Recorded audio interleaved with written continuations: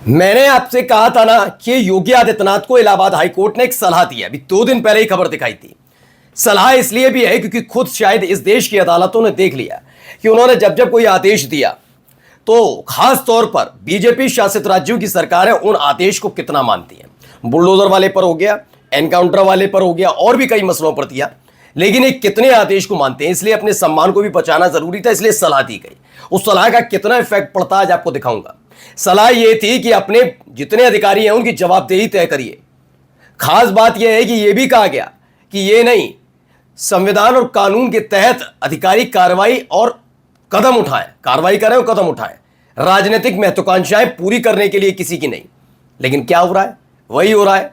इसीलिए इलाहाबाद हाईकोर्ट ने सिर्फ सलाह दी थी। क्या कुछ हुआ है आपको दिखाऊंगा। कैसे विरोध प्रदर्शन के नाम पर, रोक लगाने के नाम पर लंपटाई हो रही है और इस तरह के हालात पैदा किए जाते हैं जिससे लगे कि सामने वाला वाकई देशद्रोही है। और यह काम कोई और नहीं कर रहा, यह काम खाकी पहनकर लोग करते हैं। क्या करवा रहे हैं देखते हैं।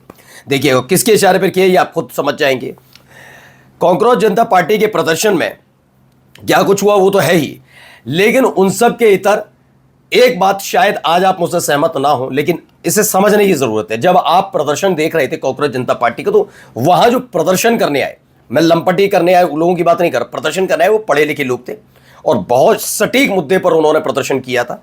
ऐसे में जो तमाम न्यूज चैनल के पत्रकार थे उनके साथ जिस तरह का व्यवहार हुआ, मैं विरोध नहीं कर रहा हूं, लेकिन मैं बता रहा हूं इसको थोड़ा संभल कर करना चाहिए था। ये सब चीजें मुझे लगता है कि ये दूसरी दिशा की तरफ ले जाती हैं चीजें। हाँ, ये बात सच है कि इस देश के बड़े बड़े पत्रकारों ने मुंह पर मेकअप पोत कर, लाली लिपस्टिक लगाकर, मैं यही शब्द का इस्तेमाल करूंगा, और ये किसी महिला के लिए नहीं है। जब एंकर सजता है ना, कोई चाहे पुरुष एंकर, वो भी लाली लिपस्टिक लगाता है, तो वो सज कर वहां पर ज्ञान की पंजीरी बांटते हैं और भुगतना कैसे पड़ता है ग्राउंड रिपोर्टर्स को। क्यों ऐसे आश्चर्य हुए, क्या हुआ, अब दिखाऊंगा। और भी कई खबरें हैं भाई। तीसरी अर्थव्यवस्था बनने जा रहे थे हम देश दुनिया की, और कहां खड़े? जवाब कौन देगा? कोई नहीं। नमस्कार, मैं हूं प्राज्वल गौतम और आप देख रहे हैं the live TV. The live TV, सच सबसे आगे। पहले जरा ये खबर देखिए। यूपी पुलिस संविधान के प्रति नहीं, वफादार नहीं है, राजनीतिक काकाओं को खुश करने के लिए काम करती है। इलाहाबाद हाईकोर्ट का ये सलाह थी, ऑब्जर्वेशन, टिप्पणी मानिए जो भी है, और सलाह दी गई थी कि जवाबदेही तय करिएगा। मैंने तब भी कहा था ये सलाह ही दे सकती है अदालतें, क्योंकि वो समझ गए कि इस देश के अंदर खासतौर पर बीजेपी शासित राज्यों में उनके आदेश तक को तो हवा में उड़ा देते हैं। सलाह ही मान लें तो बहुत बड़ी है, जिससे कम से कम एक सम्मान बचा रहता है कि हमने तो सिर्फ सलाह दी थी, आदेश नहीं दिया। हमने तो देखा ही कि इस देश के अंदर एक संभल वाला मामला होता है, सीधे तौर पर फायरिंग हो रही थी, उसकी वीडियो सामने आई, अदालत ने कहा कि एफआईआर दर्ज करो अनुज चौधरी के खिलाफ, लेकिन वहां के जो संभल के एसपी थे वो भिड़ गए, उन्होंने कहा एफआईआर दर्ज नहीं होगी, हम ऊपरी कोर्ट पे आएंगे। मैंने तब भी कहा था कि अदालत का अगर आदेश है तो पहले एफआईआर दर्ज होगी और उसके बाद आपको लगता है गलत है तो ऊपरी आदेश अदालत में जाइए, लेकिन एफआईआर दर्ज नहीं की गई। इस देश के अंदर अदालतों का सम्मान इस देश के बड़े बड़े अधिकारी कितना करते हैं आप अंदाजा लगाइए। अब ये बात मैंने क्यों कही है, ये क्यों पढ़ने के लिए कहा आपसे, तो उसके लिए जरा इसको देख लीजिए, पूरी वीडियो जरा देखिए। ये देखिए मारपीट, ये देखिए, ये है उत्तर प्रदेश की बलशाली पुलिस।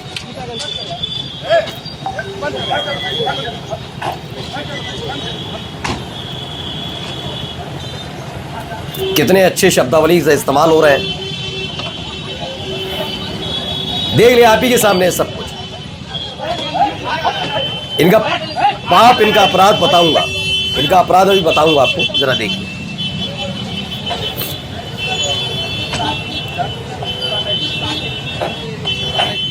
तो हुआ क्या, इसमें खबर निकलकर सामने आई है। गोरखपुर में धर्मेंद्र प्रधान के पुतले के साथ विरोध करने वाले छात्रों को पुलिस मारते हुए, गाली देते हुए ले गई। धर्मेंद्र प्रधान का पुतला यानी प्रदर्शन है और प्रदर्शन का हिस्सा लंबे समय से रहा है, लेकिन आज ही हाईकोर्ट ने कहा कि यूपी पुलिस संविधान के प्रति वफादार नहीं है, ये राजनीतिक आकाओं को खुश करने के लिए काम करती है। यूपी पुलिस पूरी तरह तनाशा हो चुकी है, सूर्य समाजवादी लिखते हैं, और समझ में भी आता है कि देखिए क्या हो रहा है। गोरखपुर में कॉकरोचों को प्रदर्शन को बंद करवाने के दौरान मां के नाम पर पवित्र मंत्रों का उच्चारण करते ये मातृ भक्त इंस्पेक्टर साहब कौन है? ये कब से एक ही थाने में एक ही पद पर अंगद की तरह जमे हुए हैं, होठों से पुलिस ये आशीर्वाद बरसाते बेखौफ बेफिक्र डटे हुए हैं। अब ये अंदाजा लगाइए, ये हालात इस देश के अंदर हैं। अदालत ने इसीलिए कहा कि मैं सिर्फ सलाही दे सकते हैं, सलाही देनी चाहिए थी। खैर ये बात भी सच है। पहले मैं कुछ तस्वीरें आपको दिखाता हूँ, ये मैं थोड़ा इसको लेकर वाले लड़ाई कर रहे हैं कॉकरोचों से। एबीपी न्यूज वाले हैरेस कर रहे हैं प्रोटेस्टर्स को। एबीपी न्यूज वाले हैरेस कर रहे हैं प्रोटेस्टर्स को। मोदी मीडिया क्या कहना चाहती है? मोदी मीडिया एबीपी मोदी पापा है हमारे कहने वाले लोग कुछ तो कर रहे हैं। मोदी मीडिया वाले पकड़े गए, यहाँ पे कॉकरोचों से धरे गए हैं। देखिए, आप इस व्यक्ति को देखिए जिसने अपने कांधे पर लाइव व्यू लटका रखा है, जैसे लाइव होता है। हाथ में कैमरा और ट्राइपॉड है, हाथ में ही माइक है, यानी कि इनका पत्रकार का, ये पत्रकार नहीं है, कैमरामैन है। क्लियर हो रहा है, कैमरामैन की ड्यूटी होती है, लेकिन माइक को कम से कम ट्राइपॉड, ये हमारे यहाँ का एक कल्चर है कि जो रिपोर्टर होगा वही पकड़ेगा ट्राइपॉड को भी और माइक आईडी भी, दोनों पकड़ के चलते हैं जब तक शूट नहीं होता। उसके बाद ट्राइपॉड लगाइए, आप करिए। अब वो नहीं है। अब इन व्यक्ति को देखकर आप अंदाजा लगा सकते हैं ये कुछ विरोध या कुछ ऐसे वैसा। देखिए, घेर कर आप जिस केवल चैनल के नाम पर करने की कोशिश करें तो आपकी आज़ादी है, लेकिन फिलहाल मैं इसके साथ खड़ा हुआ नहीं। देखिए यहाँ पर